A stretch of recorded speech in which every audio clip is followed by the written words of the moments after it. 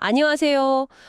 요즘 우리 아이들 스마트폰 메신저 정말 많이 쓰잖아요. 네, 그렇죠. 거의 뭐 생활의 일부가 됐죠. 맞아요. 근데 그러다 보니까 혹시 뭐 이상한 링크 같은 거 잘못 누르진 않을까, 아니면 뭐 모르는 사람이랑 위험한 대화 하진 않을까, 부모님들 걱정이 많으실 텐데요. 오늘 저희가 좀 깊게 들여다볼 자료가 바로 이런 고민에 대한 어떤 기술적인 해법, 이걸 담고 있는 특허 문서입니다. 아, 특허 문서군요. 네, 한국특허청에 공개된 거고요. 번호는 10-2025-0108089 2025년 7월 15일에 공개된 자료네요. 이게 뭐냐면 그 메신저 앱에서 사용자 유형에 따라 특히 좀 보호가 필요한 사용자에게 맞춰서 기능을 다르게 제공하는 방법, 여기에 대한 내용입니다. 네, 맞습니다. 핵심은 그냥 단순히 외부 앱 같은 걸로 사용 시간만 막고 이런 게 아니라 그 메신저 플랫폼 자체가요. 사용자 연령이나 뭐 상황에 맞춰서 안전 장치를 좀 내장하자 이런 시도라고 볼 수 있어요. 특허 문서를 좀 보니까 주로 만 14세 미만 사용자 이런 경우를 좀 염두에 둔 것 같은 보호 대상 계정이라는 게 있고요. 또 이걸 관리하는 부모님 같은 보호자 계정, 이 둘을 이렇게 연동시키는 구조, 이걸 제안하고 있더라고요. 아, 플랫폼 자체에 그런 안전장치를 넣는 거군요. 그 기존에 있던 다른 자녀 보호 앱들하고는 좀 다른 접근인데요. 구체적으로 어떤 기능들이 달라지는 걸까요? 일단 가장 기본적인 건 그 사용자 화면, UI부터 좀 차이가 나게 할 수 있다는 거예요. 예를 들면 똑같은 메시지를 받아도요. 일반 사용자들은 뭐 링크가 있으면 그 웹사이트 미리 보기 이미지 같은 거 뜨잖아요. 근데 보호 대상 계정 사용자한테는 이걸 아예 안 보여주는 거죠. 아예 안 보이게. 네. 그냥 이미지만 가리는 게 아니라 그 앱 안에서 뭐 검색 같은 거 할 때도 유해할 수 있는 콘텐츠나 아니면 요즘 많이 쓰는 익명 기반 오픈 채팅 같은 거 있잖아요. 그런 특정 서비스는 아예 접근 자체를 막아버릴 수도 있다는 거예요. 검색 결과에서부터요. 와, 검색 결과까지 필터링을 하는군요. 그럼 그 링크를 딱 클릭했을 때 그때도 뭔가 다른가요? 네, 맞습니다. 그게 이 특허의 또 다른 좀 중요한 기능인데요. 보호 대상 계정 사용자가 예를 들어 외부 웹사이트나 아니면 좀 관리가 잘 안 되는 단체 채팅방 같은 데로 연결되는 특정 링크를 딱 누르면요. 이게 바로 접속이 안 돼요. 대신에 보호자 계정한테 알림이 가는 거죠. 아이가 이 링크 열려고 하는데 괜찮을까요? 뭐 이런 식으로요. 아, 승인 요청이 가는 거군요. 네, 그렇죠. 그럼 보호자가 그걸 보고 이건 괜찮아 하고 승인을 해줘야만 그제야 링크가 열리는 방식입니다. 어. 어떻게 보면 좀 번거로울 수도 있긴 한데 그래도 유해 정보에 노출될 가능성은 정말 확 줄일 수 있겠죠. 강력한 장치예요. 확실히 안전성은 정말 높아지겠네요.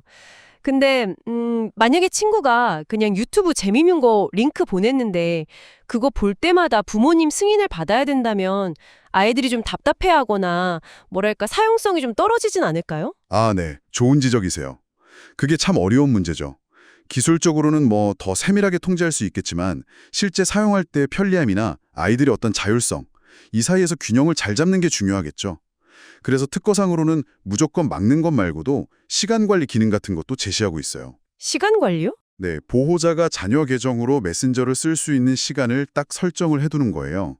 그러면 그 설정된 시간 외에는 메시지를 보내고 받는 기본 기능 외에 뭐 예를 들어 쇼핑 기능이라든지 결제 아니면 특정 콘텐츠 구독 같은 부가 기능은 사용을 못하게 막는 거죠.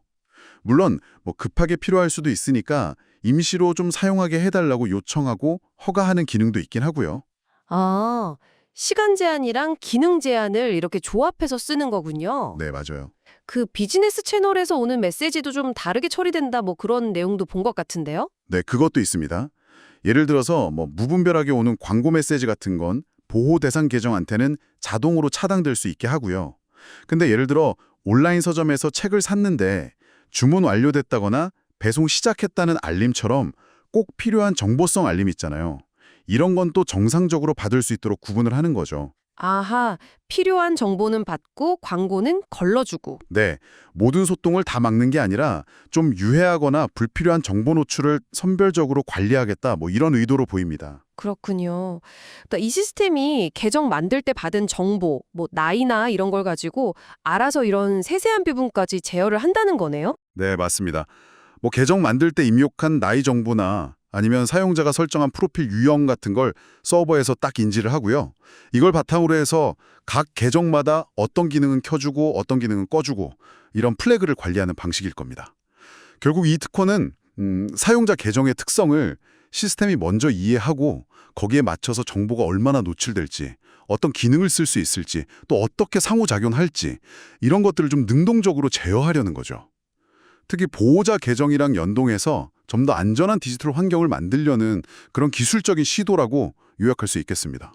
와, 기술이 정말 우리 삶의 경험 자체를 개개인의 상황에 맞춰서 이렇게 다르게 디자인할 수 있다는 걸 보여주는 흥미로운 사례 같아요. 특히 자녀를 두신 청취자분이시라면 만약 이런 기능이 실제 앱에 적용된다면 어떤 점을 기대하게 될지 또 어떤 점이 좀 걱정될지 미리 한번 생각해 보시는 것도 재밌을 것 같습니다. 네, 여기서 한 걸음 더 나아가서 이런 질문도 던져볼 수 있을 것 같아요. 단순히 보호라는 목적을 넘어서요. 사용자의 지금 기분이라든지 관심사 아니면 현재 처한 상황 같은 훨씬 더 다양한 맥락에 맞춰서 앱 환경 전체가 실시간으로 개인화된다면요. 그렇게 된다면 우리의 소통 방식이나 디지털 경험은 과연 어떻게 또 진화하게 될까요?